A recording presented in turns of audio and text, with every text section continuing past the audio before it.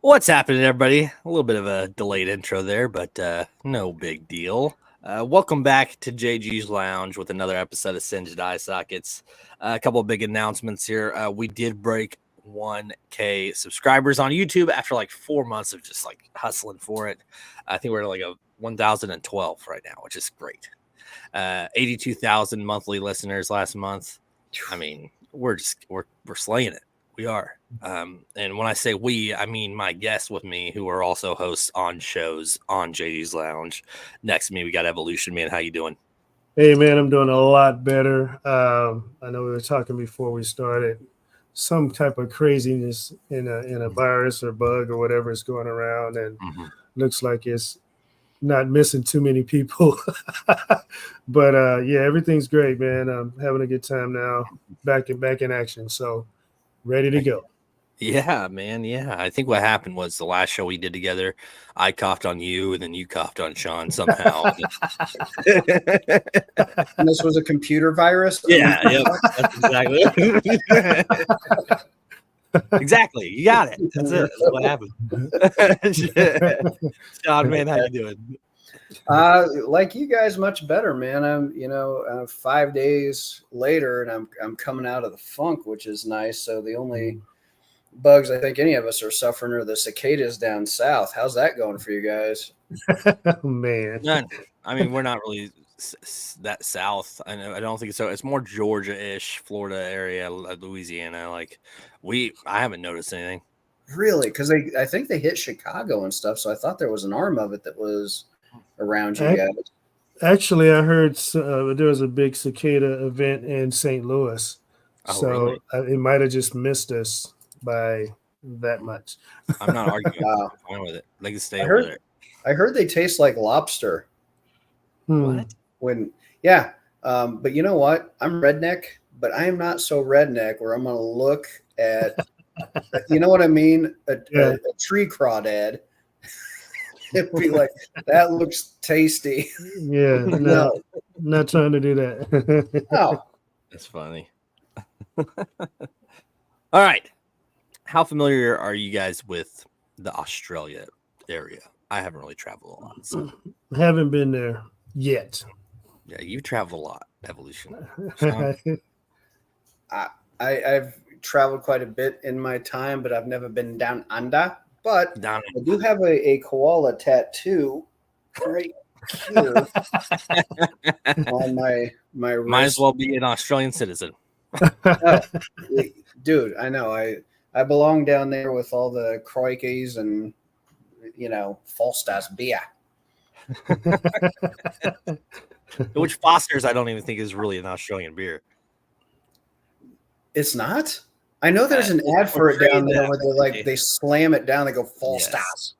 I'm pretty sure that it's portrayed as an Australian beer, but it's not actually an Australian beer. We'll have to look into it later.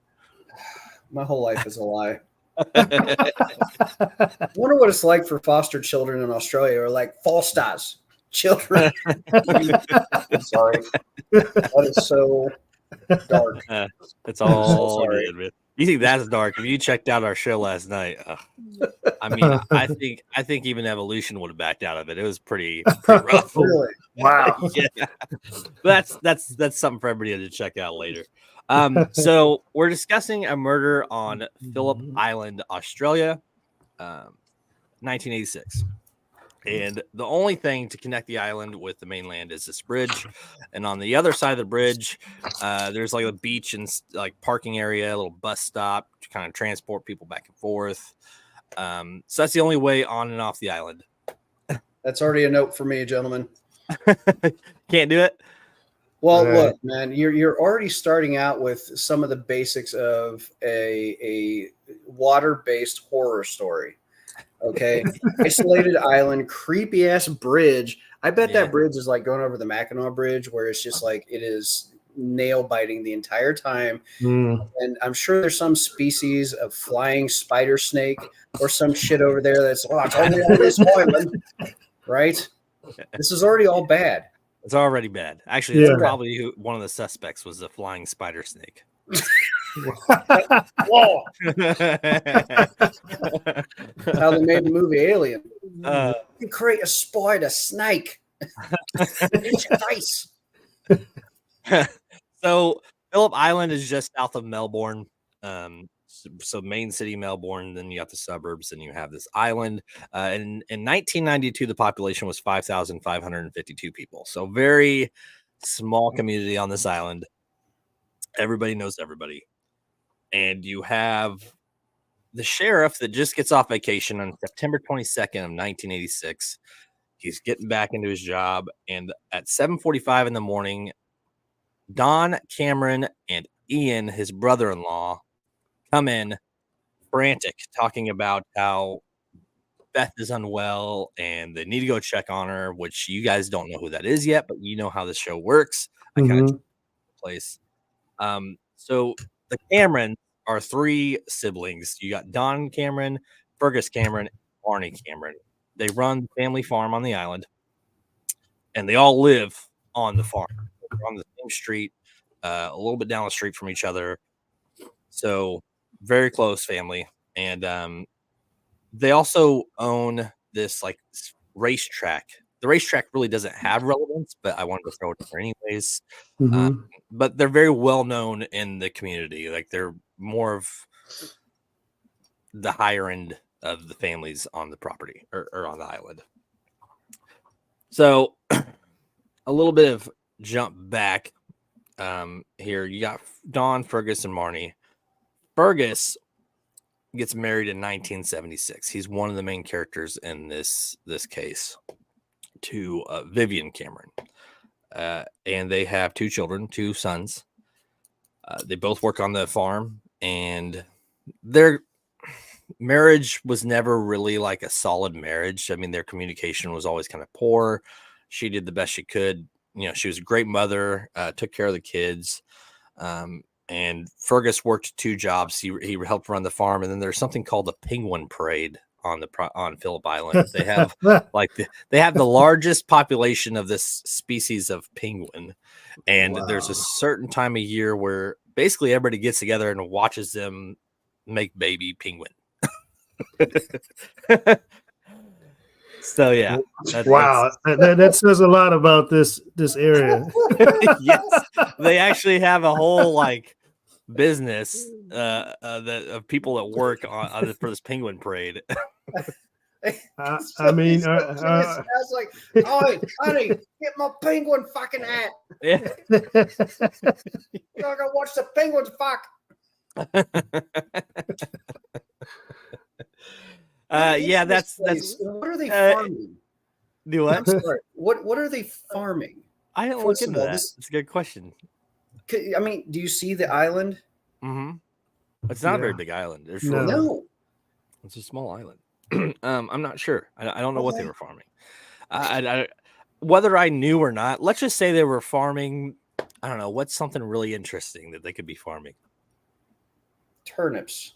Sure, they're turnip farmers. So we're gonna just make them turnip farmers for this episode, even though it would not matter. No, it's perfect. This is great.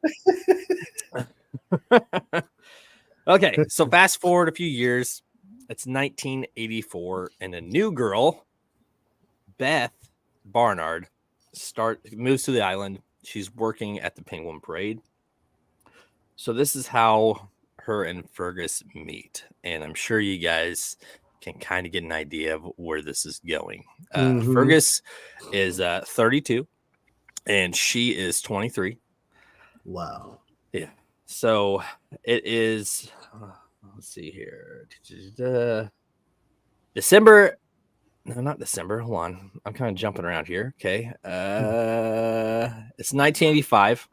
And she is now working on their farm. So the time lapse here is a little all over the place. Okay. But so she starts working on the farm. Beth is just a farm maid. She actually gets along with the kids really well.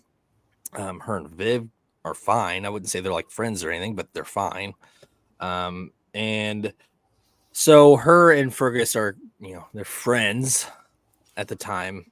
And then she decides to throw a party for everybody at the Penguin Parade. This is Beth. She invites everybody from work to her house for a party one night. And guess who shows up? Only Fergus.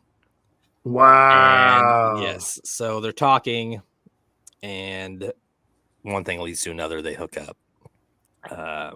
They end up deciding that it was a bad idea and they shouldn't keep doing this, but that doesn't happen. They continue to sleep together. Well, and this is geez. Yep. This is in May, so they're starting to hook up in May of 1985, and this continues for quite some time. In December, Vivienne walks in on them in a barn, and he's got his arm around her, and she questions him and says, "Are you sleeping with her?" And he denies it, of course. Of course. Well, yeah, why wouldn't he? I mean, right. If he can keep it under wraps for this long, why not try to keep doing it? And obviously, Viv starts having her ideas of what's going on. She's suspicious, and so she wants her and Fergus to start having marriage counseling, and he denies it, or he refuses to do it. And she's upset with it, and they start to kind of get more and more just kind of isolated from each other, and their communication is already shitty. It only gets worse. So after they get spotted hugging, Beth says, "You know what? I can't do this anymore. I'm going to quit." So she quits both jobs and decides she's moving back to Melbourne, where her family's at. And obviously, Fergus is not happy with this idea, so he talks her into staying. And she does. She does, and they continue sleeping together. Shocking. Let's see. All right, I already touched base on that. Let's fast forward to August of 1986. Now, people who are listening to this, I want you to understand that I actually had to take notes for this one. And so I am trying to peer over here. This is why I don't like taking notes, Evolution. You can do this on your show, but for me, it's harder because my notes are like chicken scratch, and I'm trying to go through them. But I want everybody on here that's listening to make sure that they're getting all the little details, which is why I keep kind of jumping back and forth. So it's August of 1986. And Vivienne demands that they fix their marriage, or things are just not going to work for the two of them. So he still refuses to do it, but she goes by herself. She decides, I'm going to work on myself. I'm going to start getting fit. Her friends say that she's, losing weight, trying to get back into shape to kind of obviously to probably impress him, because she's pretty sure he's sleeping around. Yeah. There are the signs. The signs are there. The signs are for sure there. Wait, go ahead. The signs. So he was hugging another woman. As far as she knows, and he won't do marriage counseling. Right, but she also quit. And he was hugging her in a barn. And she quit her job on the farm and then comes back. I mean, obviously, the details aren't there as far as like, did he leave and come back? Who knows? What do you got? Okay. All right. I just, I get that it's suspect, and I know obviously you're going to drop some nugget of knowledge, where you're going to reveal this thing. And I'm like, oh, this is a stupid comment from earlier. But it just, I get it. But at the same time, it's like, this is a small incestuous island where they have parades where they watch penguins have sex, which it turns into parties, which makes them have sex. Hugging in a barn is kind of low on the scale for me right now. Okay. So. Okay.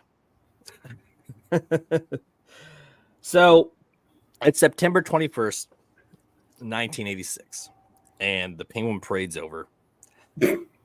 And Marnie, who, as I talked about in the beginning, is the sister of Fergus, needs to talk some business with Fergus about the family farm. So she calls the Penguin Parade and says, "Hey, is he there?" And they go, "No, this is 8 p.m. at night, right?"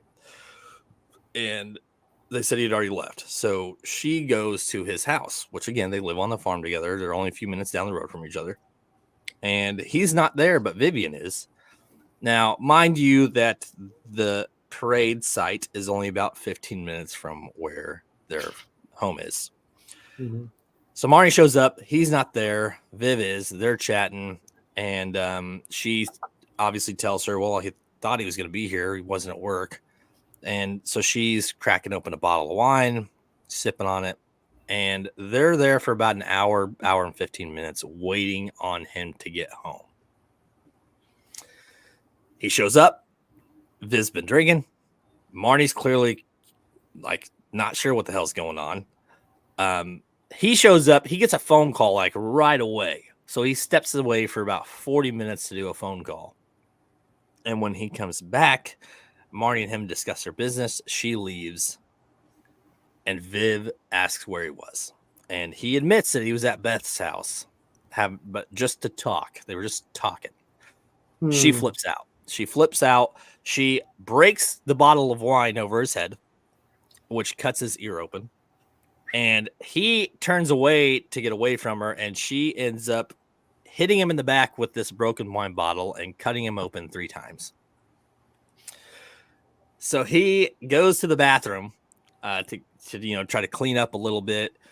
She's yelling at him and arguing, and she realizes how bad his injuries are. She's like, okay, we need to get you to the hospital. So she kind of puts things at a halt, and they get in the car. They head to the hospital. By this time, so this is about a time span between 9:15 and 10 p.m. at night, and right away he gets that phone call. So this all happened after he talks to Marnie and she leaves. So within a few minutes, this all goes down. And a lot of this is confirmed from the hospital staff that they were there around this time frame as well. And even the hospital staff discussed how like Vivienne seemed actually concerned about Fergus. So after they're there for about 2 hours, and Dawn's wife, I believe Robin is her name. Yeah, Robin is watching their boys. She's just at their house kind of watching the boys while they're at the hospital. On the way after they leave the hospital and he gets stitched up, it's about 12 o'clock. They discuss that, okay, their marriage is done. They're not going to fix it. And Fergus's side of the story is that she is going to go move back to Melbourne with her family, and the kids will stay on the farm with him. And that for the night, he should probably stay at his sister Marnie's house. So he takes her to Marnie's. And again, confirmed by multiple of the witnesses that this is the time lapse that all this goes down. So it's 12:30, 1 o'clock in the morning. She drops him off and leaves. Marnie and Fergus stay up for a little while to talk about things, and he kind of fills her in on how everything's going. And at 3 a.m. No, sorry. 7:45 a.m. My apologies. A lady named Pam calls Marnie. This is a friend of the family. Calls Marnie at 7:45 saying, hey, I don't know where Viv or Fergus are. I can't get a hold of them, but I have their boys, and I got to get to work. I can't get a hold of anybody. Can somebody come and get them? Now, Marnie asks, what's going on? Why do you have the boys? And she said, well, I get a call from Viv at 3 a.m. saying she needs to take Fergus to the hospital. There's an issue with this is because they went to the hospital earlier in the night, 10 p.m. So Fergus and Marnie are both on the phone talking to this lady, and she's just telling them how, it's this frantic call at 3 a.m. from Viv saying she needs to take Fergus to the hospital because he needs some stitches. And Fergus gets nervous. He's like, okay, something's up. I think there's something wrong. And he asked Don and Ian. So Don is his brother. Ian is his brother-in-law. Hey, can you go check on Beth? And they're a little confused as to why, but he says, you know, I'm worried that something might have happened. So they say, sure. And they meet up at Fergus's house. You guys understand why I had to write some of this down? There's so many freaking names in here. Absolutely. So they go to Fergus's house. They see they had two vehicles. They had the farm vehicle and they had a sedan. The sedan is one that Viv would typically drive. That's still in the driveway, but Viv's not home. So they continue on to Beth's house. First thing they notice is it's morning. The sun's coming out. This is after 7:45, probably 8 a.m. And her front porch light's still on. And they notice that her back door is open. And they go inside. And the very first room off to the side is one of the bedrooms, which is open. And they notice a body on the floor. They go in and it's Beth. Beth is laying on the floor with a quilt over her up to her nose. And they notice a pool of blood around the body. So they leave. They immediately leave. And they go straight to the sheriff's office. So go ahead. All right. So a contextual clue. And I know this one from watching way too many murder porn shows with my wife. But if somebody put like a quilt or a cover over them, that is a sign of they're trying to care for. Now, I may be way off on this, but and I'm also going after a PhD in psychology, so a little bit of knowledge this way. But if they're doing that, it's like one of those things where they see what they've done, but they're still trying to cover up the person, take care of the. Do you see what I'm saying? Yes. There is an attachment there. So this tells me obviously somebody, or I'm guessing somebody very, very close to them did this thing. Yep. Yes. Yeah, it's definitely somebody that's close, and the investigators they all are pretty sure that Vivienne has done this. But I don't want to, I'll give away more as we go here. During the time that Don and Ian are doing this, by the time they get to the police, everybody else is caught up as to their marriage, about the affair with Beth. Fergus, they all are now aware of what's going on. So they get to the sheriff's department. They tell him. He calls for backup, which is from the mainland. And because it's a small island, they have to, whenever they need backup. The good thing is there's a bridge, so it doesn't take very long for them to get there. But as soon as he makes a phone call, they go straight to Beth's house. And the sheriff enters before the backup shows up. Don and Ian are like, are you going to wait? He's more worried about Beth and her safety because as far as he's aware, all they've said is Beth is not okay. They didn't mention that she was dead because they didn't really know. All they knew was blood quilt. He goes and he pulls the quilt back just enough to reveal her mouth, which has several wounds on it. Her upper lip is stabbed, and one of her teeth are missing. And then her throat is slit all the way down to the bone. Several cuts to the throat, all the way down to the bone. And he also notices a knife laying next to the body, but he is suspicious that the knife is even the knife that did the wounds. Go ahead, Sean. What you got? I'm so sorry. Usually I'm so serious on these, but I just picture the investigator coming in and going, "That's not a knife."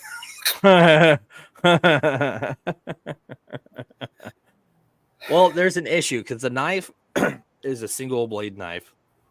And what he reports is that the wounds look like two slices. And I don't know if you guys have ever looked at some of the different types of kitchen knives. There's some that have like the two prongs on the end of it that are like serrated, and they have like the two prongs on the very end. He said, yes. For like when you cut the meat and then you stab it and pick it up and serve it, right? Like that? Yes. Oh, wow. Yeah. Okay. I just want to throw that in there because there are different types of knives. So people who are listening, if you're like, well, what do you mean two slices? Well, there's one knife. No, there are different types of knives. Some do actually have more than one, way to stab something. And he is suspicious. He's worried that might not even be the knife that did this. By this time, the investigators show up and they pull the quilt down the rest of the way. Mhm. And they realize that her torso has an A carved into it. What? And Like the scarlet letter. yes, Sean. Do you want to fill people in on what the A stands for? Adultery. Yes. Wow. That's if you've Yes, not okay. So to the folks listening, if you've not, and this is a classic, the Scarlet Letter. This I can't remember name. It was like something Goody Do Good or something. You know, had accusations of sleeping around. And this was back in oldie timey Pilgrim days, and she had to wear the Scarlet Letter, a big A on her chest, which let everybody know that she was the town pump, right? Mm-hmm. So yeah, it's like wearing a sandwich board saying I'm a whore. Right. That's oh my god, that's and that yeah. So this is 1986, but that book is actually very popular. Yeah. And now she wasn't the one committing the adultery, but I mean, in a fit of rage, who's really going to be thinking that far into details? So, right away, they're pretty hard set on Viv being the main suspect of this, based on that. Now, there is blood smeared all over Beth's body, which they take samples of. There is a towel, like a hand towel, in the bathroom covered in blood, which they take into for investigation. And obviously, there's blood all over the room. One thing that the investigators do know is that there's not a lot of struggle in the room. There's not stuff broken everywhere. There's not stuff off the desks. They said there was some blood on the bed, which they think Beth was probably sleeping during the time of the attack. Wakes up during, and there's a struggle because her body ends up on the floor. And that's pretty much the full extent where she ends up dying. So there's not too much of a struggle in the house. And the only other drops of blood they find are by the back door, like from the person leaving. Now, I mentioned that the sedan was left. Go ahead. Okay, so there's something called arterial spray. Mm-hmm. And you said the neck was cut down to like the bone. Mm-hmm. And wherever she was murdered, like there should be blood just everywhere. Yeah. Oh, like sprayed out, you mean? Mm-hmm. Yeah, like any wound that is here and up bleeds profusely. Yeah. Right. That's why head wounds are so bad in car accidents and things, because they may be minor, but blood just goes right. Yeah. And you're saying somebody hacked down. I mean, it's like, okay, but if you have that massive of a wound, would it spray or would it just pull out? Well, I'll give you an example. When I was a nephrology technician, which is dialysis, for those that are not aware, there was somebody that I had, the stent was in their neck, and I had to put like a heavy gauge needle into their neck. And I made the mistake of I put it in and it didn't feel right. And instead of trying to keep it in and advance it, I pulled it out like an idiot and literally it hit the ceiling.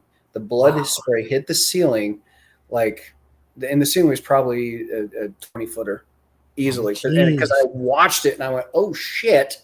And then, clamped them down. But you're telling me that somebody hacked that much and there wasn't just a massive pool of, they should be able to determine very easily.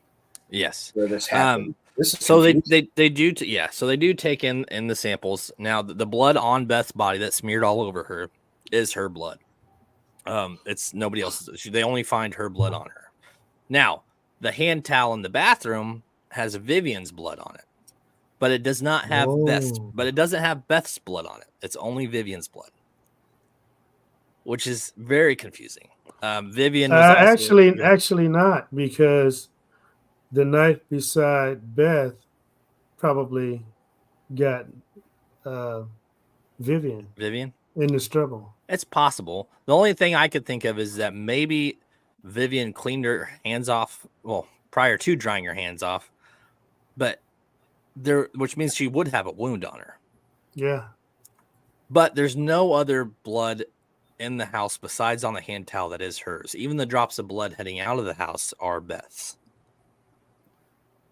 What if she got a bloody nose? What if in the struggle she got cracked in the face But right? that would make the assumption that Beth. Oh, you mean Viv?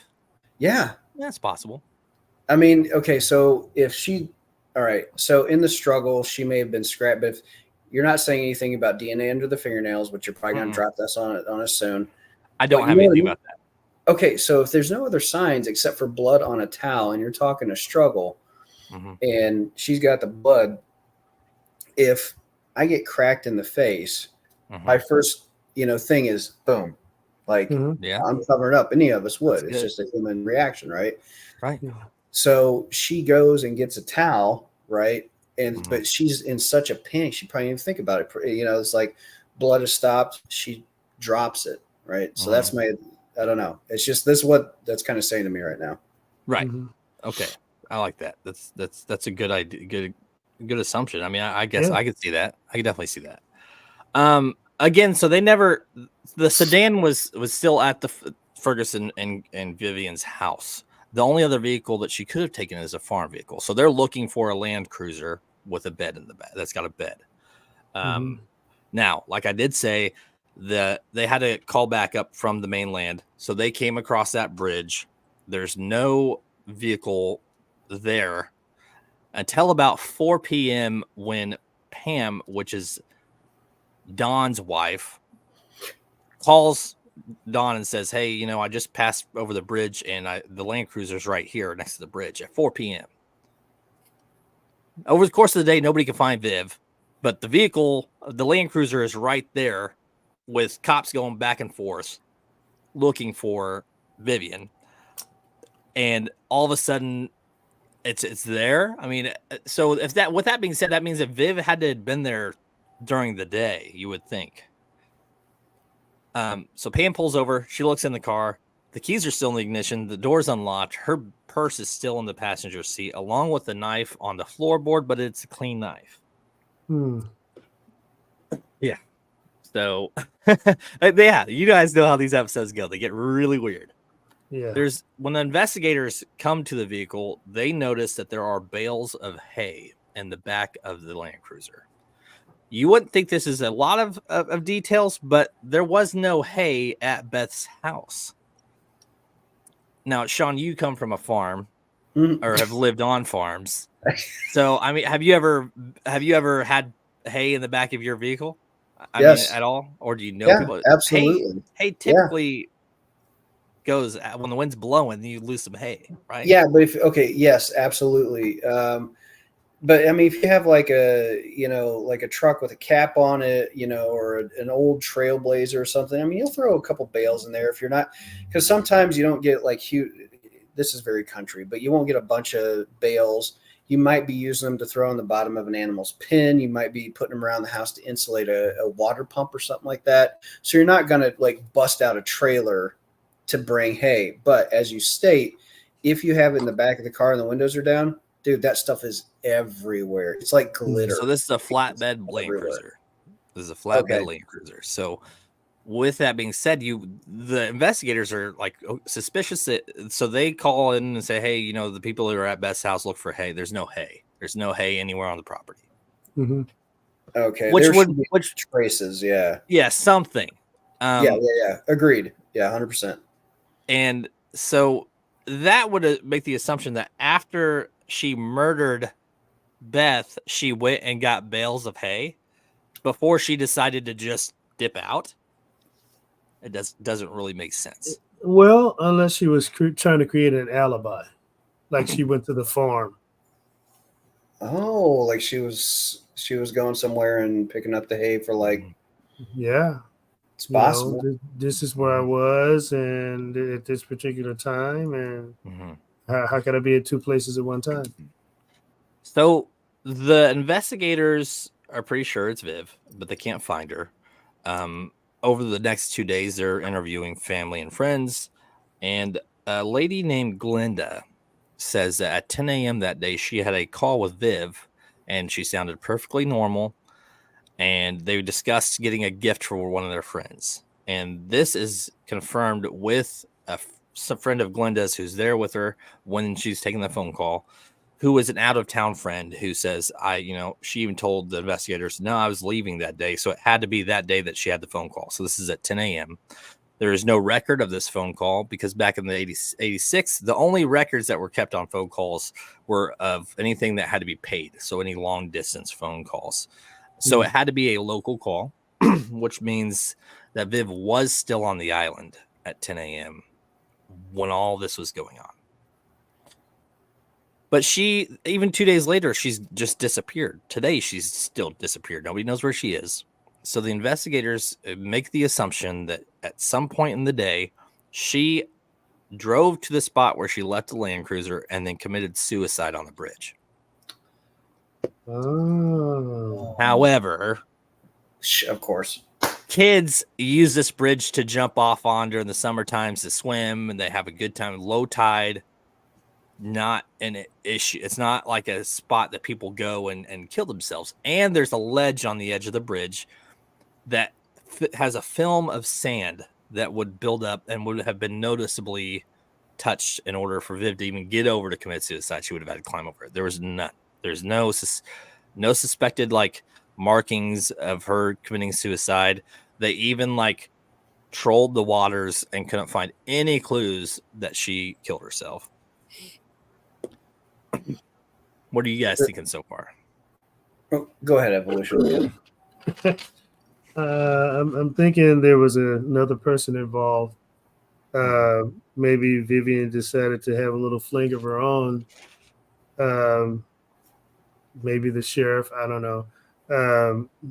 But for that vehicle to get to where it was, if she didn't commit suicide on the bridge, then there was another vehicle following her to help her get away. That's what I'm thinking. Now there is a bus stop there. So they did check the bus drivers for the day. They did check even some taxi drivers that work in the area during the day, and nobody had seen Beth. So nobody acknowledged that they had driven her off the island.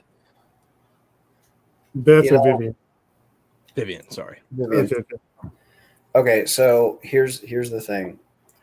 Now, growing up, in the holler, as I did near a farm, we used to have this place called Greenbridge that we would jump off when we were kids. And it was nuts because there was just one specific spot that you could jump and you were free and clear, right? If you hit this spot. And it was probably like a 6x8 area. On all sides around it, massive rocks. So if you didn't hit the spot just right, you could have killed yourself easily, right? Right. So if she jumped off, it's quite possible growing up there, you think she would know about the spot, but maybe she didn't. Jumped off in the wrong place, cracked her skull. And if this is an island, I'm assuming it's attached to the ocean somehow. So she's gone. She's fish food. Right.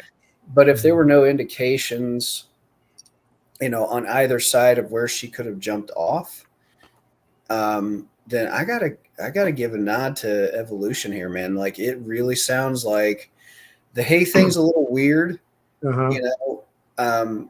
That doesn't really. It just adds like more of like the weird details, Yeah, that's very strange because when you start talking about a gift, my first thought was, well, maybe there's farming and stuff, so they have access to hay bales. That if she's going to this, you're talking about this friend out of town, maybe she's city folk, they don't have access to hay, and then she might want to do some crafty thing. They sell that shit at Hobby Lobby, right? So the friend out of town was Glenda's friend, not Viv's. No, but okay. So well, then it makes even less sense. So man, I gotta give a nod to Evolution. I think there's somebody because here's the thing, to do that amount of damage. I mean, it's very possible that Vivienne did it. Very possible. Yes. But to saw a neck all the way through, it's like as soft as we are as humans, we are incredibly durable. And to do those kind of things to that level, where you're all the way back here, that is some huge effort. So go ahead, finish. No, I was going to say, I think if there is somebody else involved, then the red flag that was popping up in my head earlier when you told me about the damage to the body, that fits if somebody else was involved that, took her by surprise. Maybe she held her down while the other person was on the neck, right?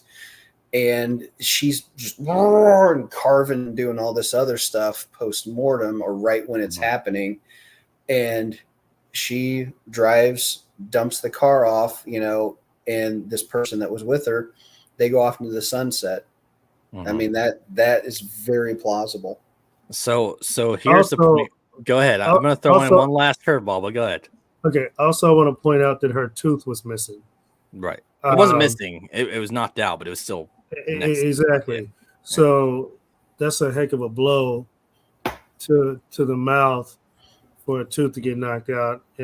So I just wanted to make that point. Yeah. Yeah. So like whoever the other person was might have been a guy. Right. Now, with this being said, Viv's family is in Melbourne, not far away, so they do actually have cops post up there for several days waiting for Viv to show up. She never does, because I was under the assumption, maybe one of her family members came and grabbed her. But she never shows at anybody's house. Now, I told you the night before the murder, while Marnie and Viv are having their conversations, that Fergus went to see Beth. The reason why is because Beth was done. She's done with the relationship. She's done with what they're doing. She says either we're confronting Viv or I'm leaving. And he refuses to tell her. So she's like, all right, I'm leaving tomorrow morning. I'm going back to the mainland. So my theory on this, and this doesn't come up in any of this research I've done, is that Viv and Fergus killed her. What if during their argument, they decide, she's like, okay, you're done with her. Let's fucking kill the bitch. I'm sorry, pardon my language. What if that happened? What if after the hospital, before they go take him to Marnie's, they go to Beth's and kill her? He was in bad shape, though. He wouldn't be in condition to do anything. He's like sliced up and bottled, I mean, dude, okay, so all right, I'm going to break some of the fourth wall with Hollywood stuff here. A wine bottle over the skull is a massive blunt force hit. In Hollywood, they use what they call sugar glass, right? That's why it breaks so easily. Like you could just like this and bust it, right? A wine bottle to break, the amount of force required would cause trauma for one. Like Evo's saying, man, like he's not going to be in great condition. Dan sliced up his ear and his back, and now he's going to go get all murdery. I mean, you're talking about farm folk, and if that's the case, if Viv's strong enough to break that bottle over his head, then she is strong enough to knock that tooth out. I mean, the farm people are pretty strong.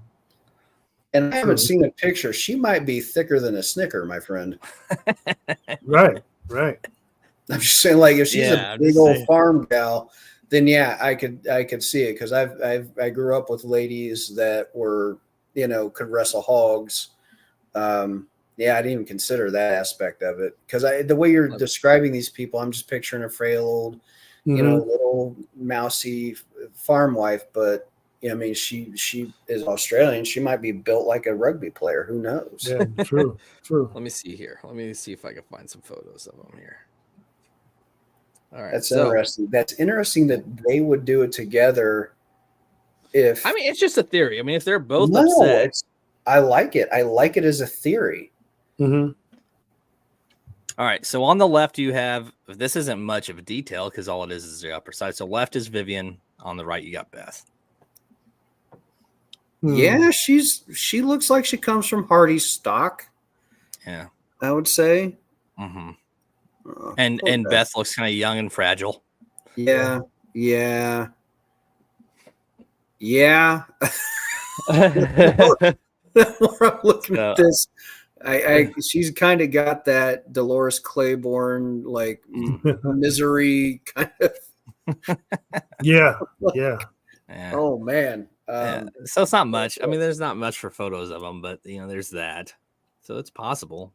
Yeah. But I don't know. I mean, I do think that when we mentioned there being a second person, Mhm. during my research, that's the only thing that made sense to me. Mhm. But there's not any details on if there's other farm workers. There's not like how close. Viv's always on the farm, and Fergus is leaving. Is there somebody on the farm that Viv's close enough with that she's like, hey, I want to do this? Like, but none of that shows up in any of the research. So, Well, I mean, it is a small town and everybody knows everybody. She could have just picked somebody random in town who was outside the circle. there is note during the research that I did, and it's possible, but there was a guy that was into Beth that also worked at the parade, and Beth was not into him at all, and he always brought her gifts and things, and came over and mowed her yard even though she didn't want him to, and she talks about it. But what was his name? it doesn't even come up during any of the research. His name doesn't show up.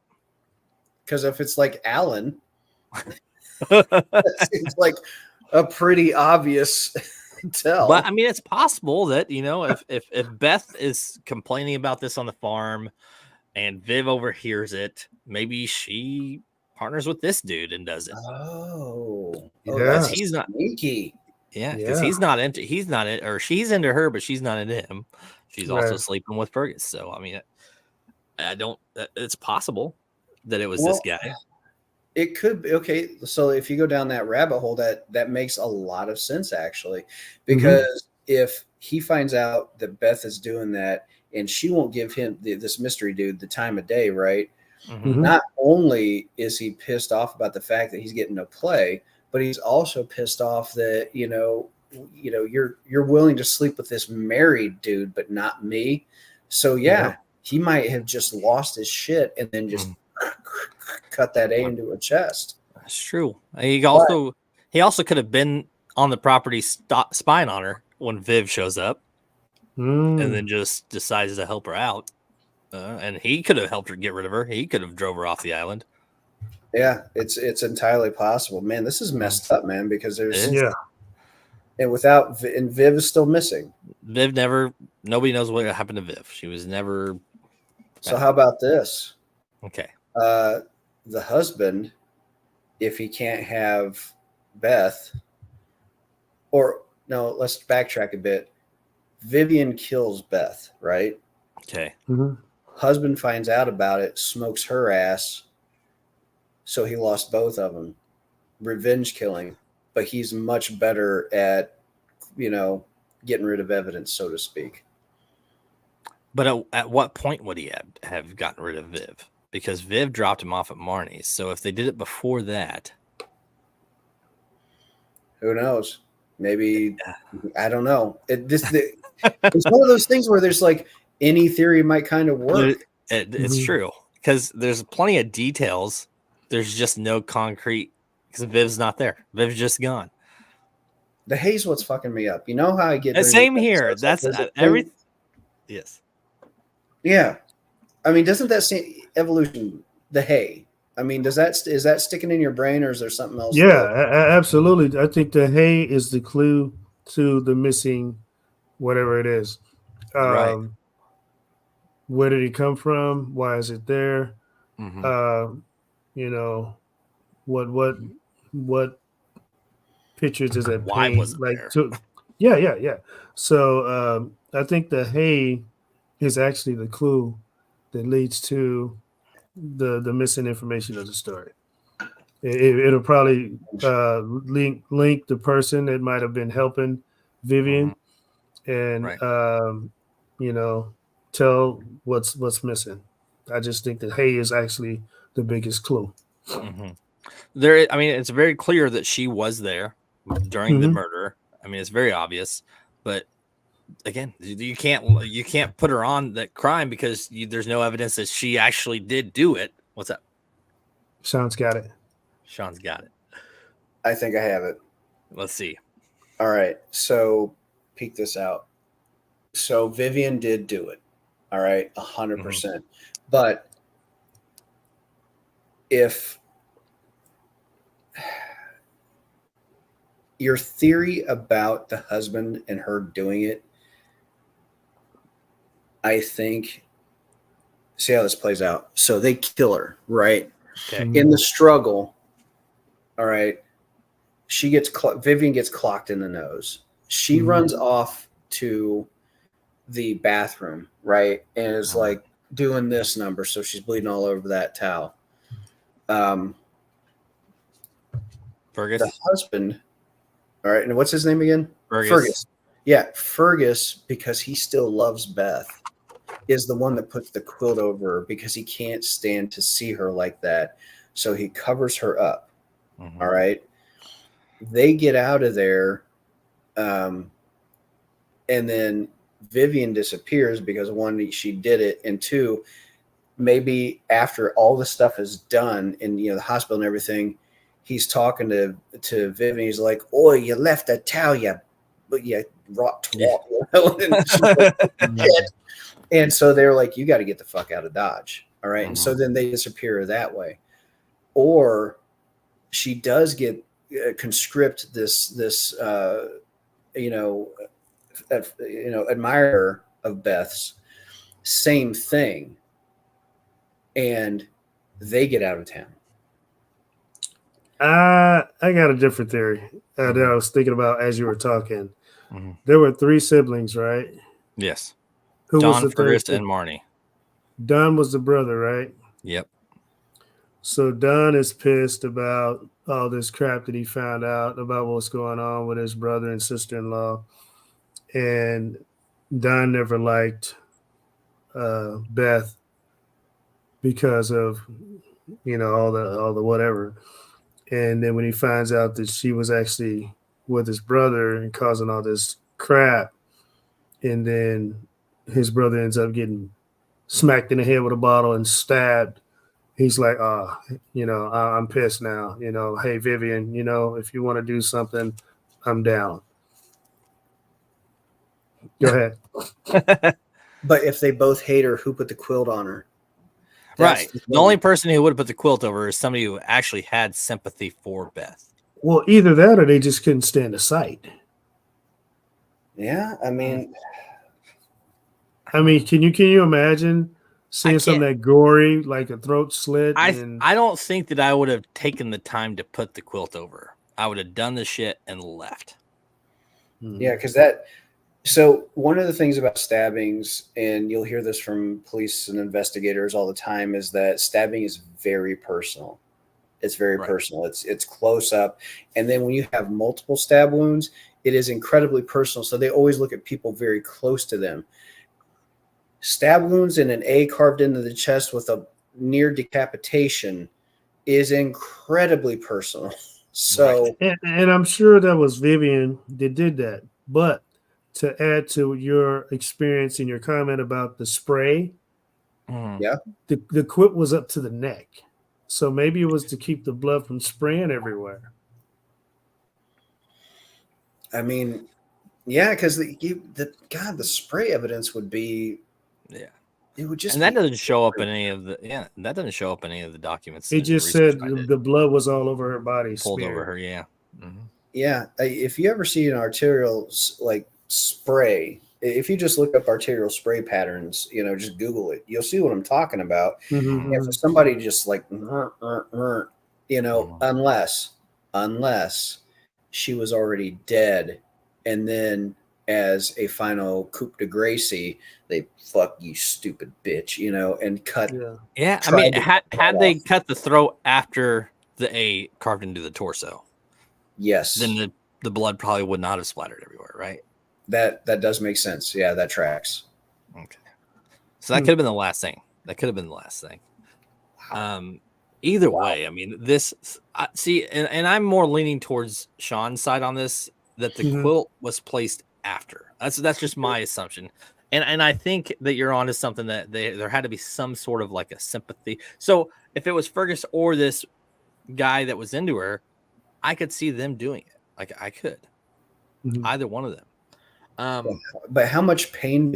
What a twist of emotions. Think about that. Like Vivienne sitting there going, "Kill her, hold her down," and doing this, and how either Fergus or this, wishful paramour is on the other, watching this happen. But there's you know, Fergus feels, you know what I mean? It's just like, whew. And this I mean, is obviously, so. our This sympathy is is for Beth, but it's just, you see what I'm saying? Like, man, Yeah. what a so this lady. mess. So this lady Robin calls at 7:45 to Marnie's house asking about who's coming to get the kids. Mhm. And this is when Fergus says, "Oh man, you know, I think there's something wrong with Beth." So what if he knew? I mean, he could have already known that she was done, and Ah. he's just trying to cover it up to help Viv get out of town to kind of give her that time. Buying time. Yeah. Wow. And Beth or Vivienne probably told him, if you don't do this, I'm taking you all down. Well, and think about it, nobody, even Marnie the night before, didn't know that he was sleeping with Beth. So none of the family knew for sure that he was sleeping with Beth until this time. It's got to. I mean, without having more evidence on this unknown dude, right? I mean, it's so much is leaning towards that scenario. But I mean, this could just be some weird coincidence of a random. I mean, again, it's just as much possible that it was him that it would have been Fergus. And I guess the only difference is that this dude has less of a leg as far as a suspect because of the fact that he's not really mentioned very often. Yeah, and he could have left with Viv, but I don't know if he was still there after. I don't know. I don't know. That's not in the details. What if this goes down like the psycho hole, right? And Viv actually had started an affair with this unknown guy. Like that's the thing that brought. That's what I'm saying. That's exactly what I was saying. And now he and Viv, do you see it? Yeah, like that's entirely possible. Yeah, a thing that maybe people just really aren't kind of focusing on, that Viv, because it's one of those things in like mysteries where if you're writing a mystery, you misdirect away from, if you make somebody overly innocent or give them a just cause, then it's like, oh, well, it can't possibly be them, right? But if Viv is, it's like, oh, she's so mad about the adultery, but she's doing it her fucking self, right? So if she's doing it with that guy, people aren't going to think about that because they're so focused on Fergus and Beth doing what they did. So now, she's doing it to be vengeful. Right. But now she's with this guy in it. Oh, go ahead. Yeah. And so it's December 1985 when she starts her suspicion, when she catches them in the barn. September of 86 is when this all goes down. So there's definitely a time span where she could have done a little bit of research, found out about this guy, and they kind of meet up and plan it out. I mean, it's definitely possible. Yeah. Yeah. However, I guess we need to find out. I'll look into it. And maybe on the next episode, I can kind of touch back on it just to kind of confirm whether this guy was still on the island or not. Because if there are any details.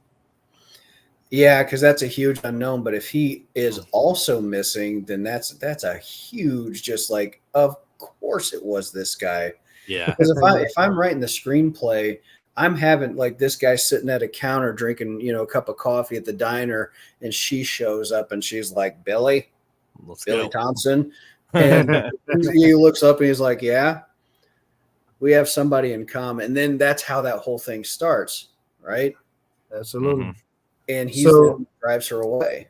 So does it say what this guy did for a living?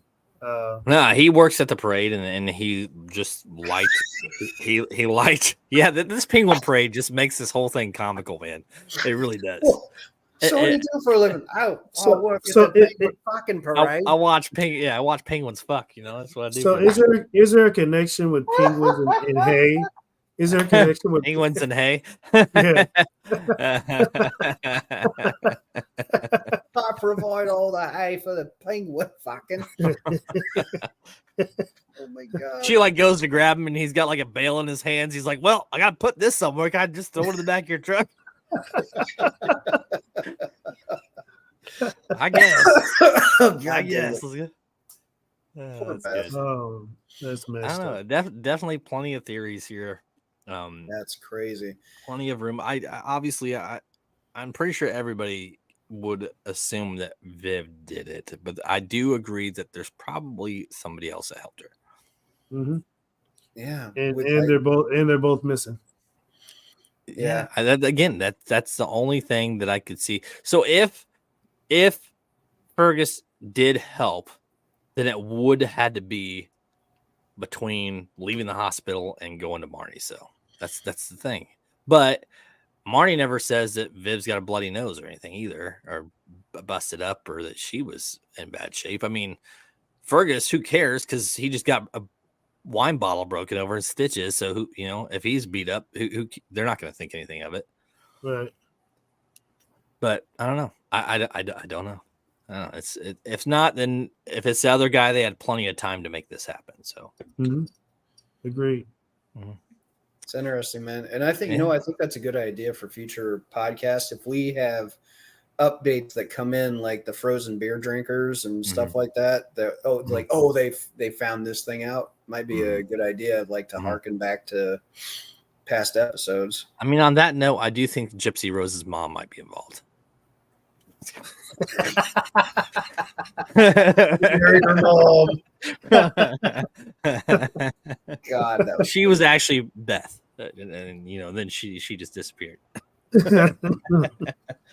Oh man! I will not besmirch Beth's good name by trying to liken her to that train wreck.